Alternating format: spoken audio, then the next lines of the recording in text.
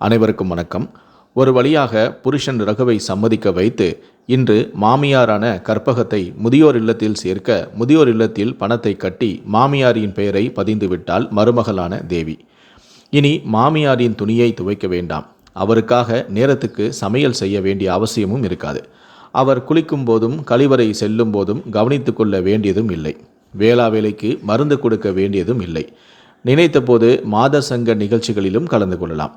நினைத்த ஊர்களுக்கும் சுற்றுலா போக இனி எந்த தடையும் இல்லை. பையனோடு இனி அமெரிக்காவும் போகலாம். அங்கேயே அவனுக்கு மச்சினன் மூலமாக வேலையும் ஏற்பாடும் செய்யலாம்.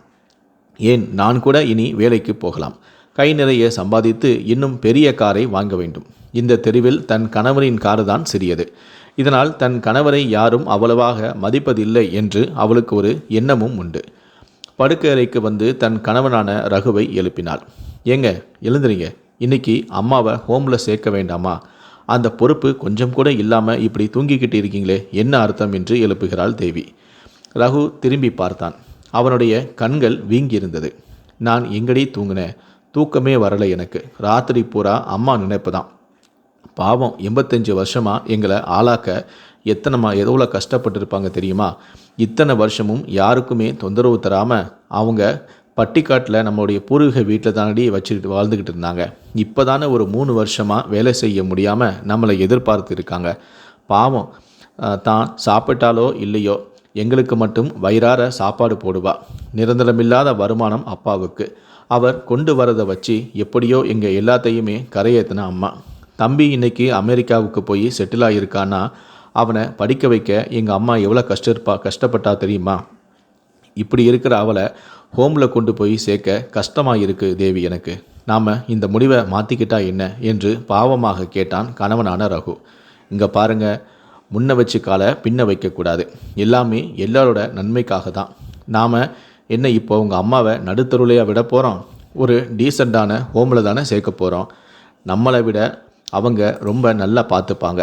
வேளா வேலைக்கு சத்தான சாப்பாடு, பேசி பழக இவங்களைப் போலவே வயசான பெரியவங்க, ரெகுலராக செக்கப் பண்ண டாக்டர், உதவி செய்ய ஆயாக்கள், இப்படி அம்மாவுக்கு எந்த குறையும் இருக்காது என்று ரகுவுடைய மனம் மாறுவதை தடுக்க நினைத்தாள் தேவி. எல்லாம் சரி தேவி, ஆனால் சொந்த பிள்ளை வீட்டில் இருக்கிறது எப்படி, ஹோமில் இருக்கிறது எப்படி என்றான் ரகு. நமக்காகவே உழைச்சி தேஞ்சி போன அம்மாவுக்கு நம்ம வீட்டில் இருக்க ஒரு 6 அடி இடம் கூட இல்லைனா அது அசிங்கம் இல்லையா? ஊர் உலகம் என்ன பேசும் சொல்லு என்று கேட்டான் கணவன். உடனே தேவி, அம்மாவை அங்கே விட்டுட்டு நம்மளால் இங்கே வக்கனையாக திங்க முடியுமா என்ன? என்னை ஏன் இப்படி பாவம் பண்ண வைக்கிற என ரகு கெஞ்சினான் என்று மறுபடியும் தன் பக்கமுள்ள நியாயத்தை சொன்னான் ரகு. ஊர் உலகமாக நமக்கு வந்து உதவி செய்ய போகுது. அக்கம் பக்கத்தில் கொலை விழுந்தா கூட தெரியாத இந்த சிட்டியில் நாம் இப்போ இருந்துக்கிட்டு இருக்கோம். நம்மளை பற்றி பேசுறது தான் மற்றவங்களுடைய வேலையா என்றாள் தேவி. இதை பாருங்க, நான் தெளிவாக சொல்லிட்டேன். 3 வருஷமாக நான் உங்கள் அம்மாவை எந்த குறையும் இல்லாமல் பார்த்துக்கிட்டேன். இந்த 3 வருஷம் இந்த வீட்டில் அடைஞ்சி கிடக்கிறேன். ஒரு இடத்துக்கு கூட என்னால் போக முடியல. என்னோட கிளப்பு வேலையை கூட என்னால் கவனிக்க முடியலை. நம்ம பையன் படுக்கக்கூட இடம் இல்லை. அவர் ரூமில் தான் உங்கள் அம்மாவை வச்சுருக்கோம்.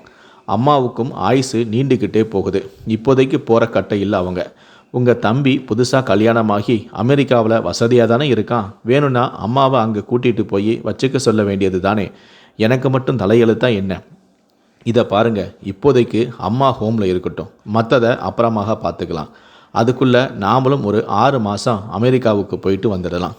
அங்கே போய் உங்கள் தம்பிக்கிட்ட பேசி ஒரு முடிவுக்கு வந்துடலாம். எழுந்துருங்க என்றாள் என்று கணவனை அவசரப்படுத்தினாள் தேவி. அம்மாவை விட அமெரிக்கா முக்கியமாடி உனக்கு? நம்மளை நம்பி ஒரு ஜீவன் இருக்கும்போது அமெரிக்காவை அப்புறமா பார்த்துக்கிட்டா என்ன என்றான் கோபமாக. அப்போ நீங்கள் வரப்போகிறீங்களா இல்லையா என்று கேட்டாள் தேவி. அங்கே போனால் நம்ம பையனுக்கு வேலைக்கும் ஏற்பாடு பண்ணதா உங்கள் தம்பி சொல்லியிருக்கான். போய் எல்லாத்தையும் முடிச்சுட்டு வந்துடலாமே என்றாள் என்று மனைவி கூற, நம்ம பையனோட வேலை தான் முக்கியம்னா இப்போதைக்கு அவன் மட்டும் அமெரிக்கா போகட்டுமே, நாம் அப்புறமா போய்க்கிறது என்றான். எனக்கு என்னவோ இது சரியாக படலை. ஓகேங்க, அப்போது நீங்கள் மட்டும் இங்கேயே அம்மாவை கட்டிக்கிட்டு அழுங்க, நானும் பையனும் மட்டும் அமெரிக்காவுக்கு போகிறோம் என்றாள் தேவி. நான் எப்படி அம்மாவை தனியாக வச்சுக்கிறது? வேலைக்கு போக வேண்டாமா என்றான் ரகு. அப்போது அம்மாவை ஹோமில் சேர்க்கறது தான் பெஸ்ட்டு சாய்ஸ். கிளம்புங்க, ஹோமுக்கு போகலாம் என்று தேவி கூற ரகு செய்வதறியாமல் குழப்பத்துடனே எழுந்தான். அடுத்த அறையில் தனது படுக்கையில் இருந்து ரகுவும் தன்னுடைய மருமகளான தேவியும் பேசி கொண்டிருந்ததையெல்லாம் கேட்டு கொண்டிருந்தால் மாமியாரான கற்பகம். கற்பத்திற்கு மனசு வலித்தது. அம்மா தூங்கி கொண்டிருப்பாள் என்று நினைத்துதான் இவர்கள் பேசியது இரவு பூராவும் தூங்காமல் புரண்டு கொண்டிருந்த கற்பகத்துக்கு தெளிவாகவே கேட்டது. நான் ஏன் இன்னும் வாழ்ந்து கொண்டிருக்கிறேன்? இந்த கடவுள் இன்னமும் என் ஆயுசை ஏன் கூட்டிக்கிட்டே போறான்னு தெரியலையே என்று தனக்குள்ளேயே நினைத்து கொண்டாள். இன்றோடு இந்த சுகமான படுக்கையும் பிள்ளையின் வீட்டு வாசமும் முடியப் போகிறது. ஏதோ நம் கண்முன்னையே பிள்ளையும் அவன் குடும்பமும் நன்றாக வாழ்ந்து கொண்டிருந்ததை இத்தனை நாளாக கண்குளிராக பார்த்து கொண்டிருந்தோம். இனி இது சாத்தியமில்லை. இனி யார் கூடவோ யார் தயவோ எதிர்பார்த்து வாழ பழக வேண்டும். இனி அன்பையும் காசு கொடுத்து முதியோர் இல்லத்தில் வாங்க வேண்டிய கட்டாயத்துக்கு வந்தாயிற்று என்று நினைத்து கொண்டாள். அவர்கள் என்ன செய்வார்கள்? ஒரு பணியாளுக்கு பல பேரிடம் அன்பு காட்ட வேண்டிய கட்டாயம் என்ன இருந்தாலும் வீடு வீடுதான், விடுதி விடுதிதான். இதை தவிர்ப்பது என் கையில் இல்லை. உடம்பிலும் தெம்பு இருக்கும் வரைதான் யாருக்குமே நம் விருப்பப்படி வாழவும் முடியும். தெம்பு போனால் கஷ்டம்தான். ஒவ்வொரு மனுஷனும் தன் வேலையை தானே செய்து கொள்ளும் வரை மட்டுமே உயிரோடு இருக்க வேண்டும். முடியாமல் போகும்போது சீக்கிரமே மரணத்தை கொடு என்று கடவுளிடம் வேண்டிக்கொண்டே பிள்ளைகள் அமைத்து தரும் சூழ்நிலையில் வாழ வேண்டும். நடப்பது நடக்கட்டும், எல்லாம் கடவுள் விட்ட வழி என்று ரகுவின் அம்மா தனக்குத்தானே ஆறுதல் சொல்லி கொண்டாள். மெல்ல எழுந்து படுக்கையிலேயே உட்கார்ந்தாள். அப்போதெல்லாம் எழுந்து உட்காருவது கூட கஷ்டமாக தான் இருக்கிறது. தூக்கி எழுந்ததுமே காலை 10 மணி வரை படபடப்பாகவே இருக்கிறது. அதுவும் இன்று முதியோர் இல்லத்துக்கு போக வேண்டும் என்றபோது ராத்திரி பூராவும் தூக்கமே இல்லாமல் தன் நீளும் ஆயுளை நினைத்தே நொந்து கொண்டு படுத்திருந்ததில் படபடப்பும் மிகவும் அதிகமாக இருந்தது. இருந்தாலும் கற்பகத்திடம் ஒரு நல்ல குணம் உண்டு. பெரும்பாலான பெரியவர்களிடம் இருப்பதுதான் அது. தன் தனிப்பட்ட விருப்பங்களை தியாகம் செய்து பிள்ளைகளின் சூழ்நிலைகளுக்கு ஏற்ப அவர்கள் எடுக்கும் முடிவுகளை முகம் சுளிக்காமல் ஏற்றுக்கொள்வதுதான் அது. தன் விருப்பத்தை கூறி அதனால் பிள்ளைகளுக்கு ஏதேனும் சங்கடங்கள் ஏற்பட்டுவிடக்கூடாதே என்பதற்காக பிள்ளை என்ன முடிவு எடுத்தாலும் ஏற்றுக்கொள்வாள் அவள். காஃபி வருவதற்காக காத்திருந்தாள். அநேகமாக இதுதான் பிள்ளை வீட்டில் தான் குடிக்கும் கடைசி காப்பியாக கூட இருக்கலாம். முதியோர் இல்லத்தில் காஃபியோ பாலோ, அதுவும் ஃபில்டர் காஃபியோ இன்ஸ்டா காஃபியோ தெரியாது. அவள் ஃபில்டர் காஃபியை தவிர வேறு எதுவும் குடித்ததும் இல்லை. தேவி கையில் காஃபி டம்ளருடன் வந்தாள். முகத்தில் வழக்கத்தை விட புன்னகை அதிகமாக இருந்தது. அத்தை, இந்தாங்க காஃபி, குடிச்சிட்டு குளிக்க ரெடியாகுங்க, 10 மணிக்கு ஹோமுக்கு கிளம்பணும் என்று தேவி கூறி முடிக்க, அம்மா ஏம்மா 10 மணிங்கிற, ஒரு 12 மணிக்கு கிளம்ப முடியாதா? என்னமோ தெரியல, படபடப்பு அதிகமாக இருக்கிறது என்றாள். தேவிக்கு பயம் வந்துவிட்டது. எங்கே இந்த கிழவி உடம்பு முடியலை என்று சொல்லி ஹோமுக்கு போவதை தவிர்த்து விடுவாளோ என்று பயந்தாள். இந்த வாய்ப்பை விட்டால் பிறகு புருஷனை மீண்டும் ஒப்புக்கொள்ள வைப்பது சிரமம் எனவும் நினைத்தாள். அப்புறம் எங்கே அமெரிக்காவுக்கு ஐரோப்பியாவுக்கு போக முடியும்? இல்லைம்மா, அந்த ஹோமோட ஓனர் இந்த நேரத்துக்குள்ளே தான் அப்பாயின்மெண்ட் கொடுத்துருக்காங்க. அட்மிட் பண்ணும்போது அவங்க நேரடியாக பார்த்துட்டு தான் அட்மிஷனே பண்ணுவாங்களாம். அதனால் 10 மணிக்கு கிளம்பினாதான் 10:30க்கு அங்கே போக முடியும். நான் ஹெல்ப் பண்ணுறேன், மெதுவாக குளிச்சுட்டு கிளம்பலாம் என்றாள். அம்மா எச்சிலை விழுங்கி கொண்டு சொன்னால், சரிம்மா, அப்படியே ஆகட்டும் என்று. அம்மாவுக்கு கொஞ்சம் நெஞ்சம் அடைத்தது. சிந்தனைகளும் பலவாறாக ஓடியது. இந்த வீட்டில் நான் சாகும் வரை இருக்க எனக்கு தகுதி இல்லையா? 88 வயசாகியும் இன்னும் வாழ்வது என் குற்றமா? இவ்வளவு பெரிய உலகத்தில் இவ்வளவு விவரமறிந்த மனிதர்கள் இடையில் வாழ சிறப்பு தகுதி ஏதும் எனக்கு வேண்டுமா? முழு ஆரோக்கியத்துடன் 2 பிள்ளைகளை பெற்று கடுமையான பண நெருக்கடிகளிடையும் யார் வீட்டிலும் போய் அவர்களை காசுக்காகவும் சாப்பாட்டுக்காகவும் நிற்க விடாமல் இப்படி புரட்டி அப்படி புரட்டி ஏதேதோ செய்து சமாளித்து படிக்க வைத்து 4 பேர் பாராட்டும் விதமாக குடும்பத்தை ஆளாக்கிய பிறகும் கடைசி காலத்தில் பிள்ளைகளுடன் காலம் தள்ளும் பாக்கியம் எனக்கு கிடைக்கவில்லையே. என் கணவர் பென்ஷன் கிடைக்காத வேலை செய்ததும் நான் வேலைக்கு போகாத குடும்பத் தலைவியாக வீட்டை திறமையாக கவனித்ததும் எங்களுடைய தவறா? ஒருவேளை எனக்கு மாதம் 10,000மோ 15,000மோ பென்ஷன் வந்திருந்தால் நான் முதியோர் இல்லத்துக்கு போக தேவையில்லாமல் போயிருந்திருக்குமோ? வருமானமோ சொத்தோ இல்லை என்றதால் வயசான காலத்தில் காலம் தள்ள முடியாதா? சரி, வயசானவன்னா அமெரிக்காவுக்கு கூட்டிட்டு போகக்கூடாதுன்னு ஏதும் சட்டம் இருக்கா என்ன? பாவம் ரகுந்தான் என்ன பண்ணுவான்? என்னை கவனிப்பானா, இல்லை அவன் குடும்பத்தை கவனிப்பானா? எல்லாம் விதிப்படி நடக்கட்டும். அதற்கு மேல் அந்த கடவுள் விட்ட வழி. அம்மா ஏதும் பேச முடியாமல் மருமகள் தந்த காஃபியை உறிஞ்சினாள். ஏனோ அது அன்று இறங்காமல் தொண்டையை அடைத்தது.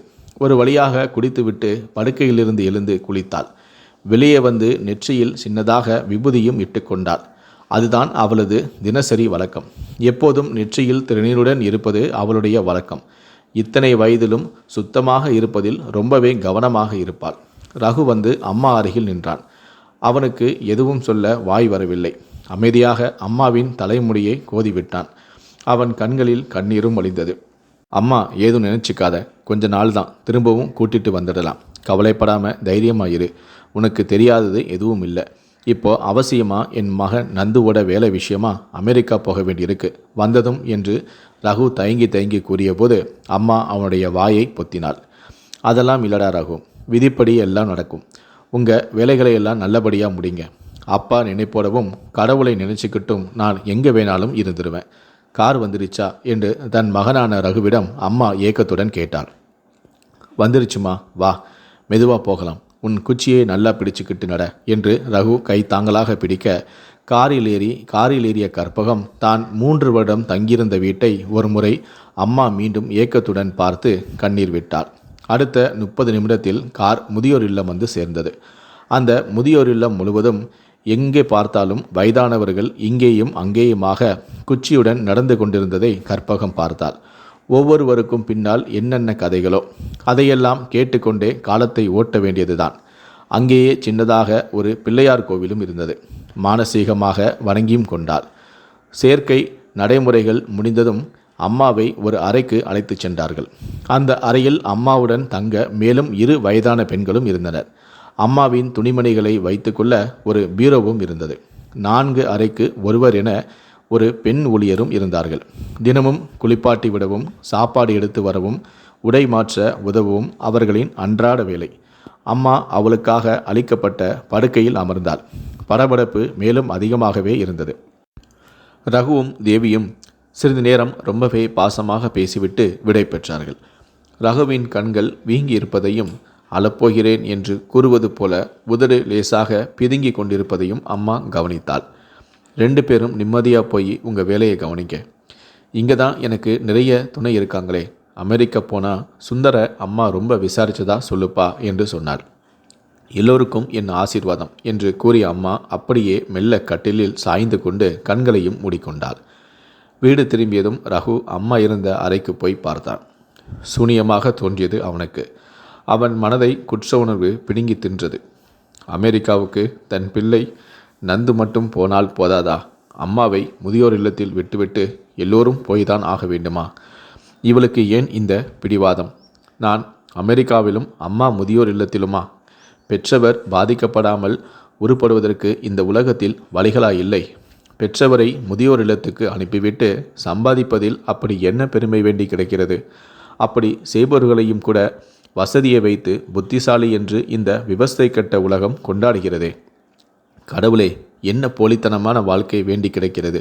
கல்யாணமாகிவிட்டால் தன்னிச்சையாக முடிவெடுக்கும் உரிமையை விட்டு கொடுத்துதான் ஆக வேண்டுமா? தன் மனைவி தன் பிள்ளைகாக மட்டுமே வாழ்வதுதான் குடும்ப வாழ்க்கையா? பெற்றோரும் உடன் பிறந்தாரும் சுமைதானா? விளக்குங்க என்றபடி நின்றான் ரகு. தேவி வந்து அவனுடைய சிந்தனையை கலைத்தாள். என்னடி வாலித்தனியோட வந்திருக்க என்றான். ரூமெல்லாம் கழுவிவிட்ட வேண்டாமா? முதல்ல இந்த படுக்கையை வாஷிங் மிஷினில் போட்டு துவைக்கணும். அம்மா சில சமயம் படுக்கையிலேயே யூரின் போயிருக்காங்க. இந்த ரூமை சுத்தப்படுத்தணும். இந்த ரூமையும் படுக்கையும் சுத்தம் பண்ணி நம்ம பையனுக்கு கொடுக்கணும். அவன் பாவம் தினமும் பால்கனியில் தான் தூங்குறான். அதை அட்லீஸ்ட் நாளைக்காவது செய்யலாம்ல. அம்மா ஹோமுக்கு போய் 2 மணி நேரம் கூட ஆகலை. அதுக்குள்ளே யாராவது இப்படி சுத்தம் செய்வாங்களா என்றான் ரகு. சும்மா இருங்க, இப்போ சுத்தம் பண்ணாதான் ராத்திரிக்குள்ளே அது காஞ்சிருக்கும். தேவியின் விறுவிறுப்பு அதிகமாகவே இருந்தது. மாமியார் இல்லாத குற்ற உணர்வே அவளுக்கு இல்லை. அவளிடம் தன் பிள்ளைக்கு படுக்கையை சரி செய்ய வேண்டும் என்பதிலேயே குறியாக இருந்தாள். விரைவில் அமெரிக்கா போகிற பிள்ளை கடைசி காலத்தில் தங்களை வைத்து கொள்ளாமல் போய்விட்டால் அதனால்தான் அவனுக்காக விழுந்து விழுந்து வசதி செய்தாள் அவள். அதனாலேயே பிள்ளையை மட்டும் அனுப்பாமல் அவளும் சேர்ந்தே அமெரிக்கா புறப்படுகிறாள். தேவி மாலையில் சூடாக வெங்காய பச்சும் செய்திருந்தாள். அம்மாவுக்கு அது மிகவும் பிடித்தது. ரகுவுக்கு ஒரு பஜ்ஜி கூட வாய்க்கு கீழே இறங்கவில்லை. பாவம் அம்மா, இதை இவள் நேற்றே செய்திருக்க கூடாதா? தனக்கு சுதந்திரம் கிடைத்ததை கொண்டாடுவதற்காகவே சந்தோஷமான மனநிலையில் இன்று செய்திருக்கிறாள். இரவு ரகு எதுவும் சாப்பிடவும் இல்லை, சாப்பிடவும் பிடிக்கவில்லை.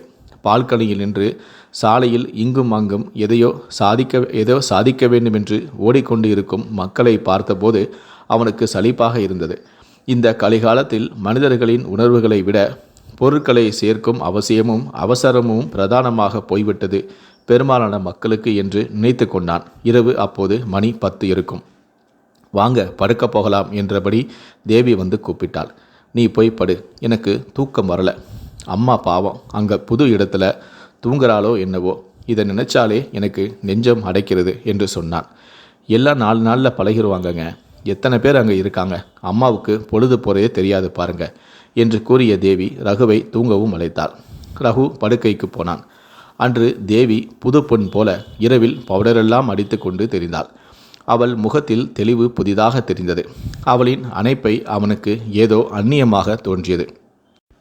அந்த 10 மணிக்கு திடீரென அழைப்பு மணி ஒலிக்கும் சத்தம் கேட்டது. இந்த நேரத்தில் யார் மணி அடிக்கிறது என்று சொன்னபடியே கதவை திறந்தான் ரகு. அங்கு அவனுக்கு பெரும் அதிர்ச்சி தான் காத்திருந்தது. வீட்டிற்கு வெளியே 4 பெண்மணிகள் நின்றிருக்க, அவர்களின் நடுவே ஸ்ட்ரெச்சரில் தரையில் கிடத்திய நிலையில் அம்மா படுத்திருந்தாள். அம்மாவுக்கு என்ன ஆச்சு? அலறினான் ரகு. சத்தம் கேட்டு ஓடி வந்தாள் தேவி. அவர்களில் ஒரு பெண்மணி தான் பேசினாள். சாரி சார், நாங்கள் முதியோர் இல்லத்திலிருந்து வரோம். உங்கள் அம்மா நீங்கள் விட்டுட்டு போனதிலிருந்தே யார்கிட்டையும் பேசலை, ஏதோ சிந்தனையிலே இருந்தாங்க. வாய் மட்டும் ஏதோ மந்திரங்களை சொல்லிக்கிட்டே இருந்துச்சு. ராத்திரி சாப்பிட்றதுக்காக தோசையை கொடுத்து சாப்பிட சொன்னோம். முதல்ல வேணான்னு சொன்னாங்க. நாங்கள் வற்புறுத்தினால ஒரே ஒரு துண்டை எடுத்து வாயில் வச்சாங்க.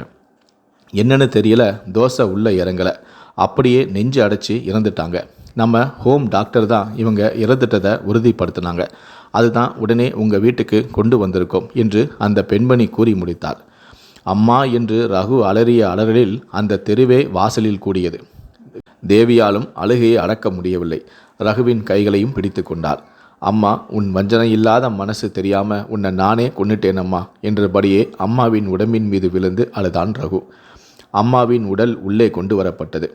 கழுவி சுத்தமாக இருந்த அவளின் அறையிலேயே அவள் ஏற்கனவே படுத்திருந்த அதே கட்டிலில் உடலும் வைக்கப்பட்டது.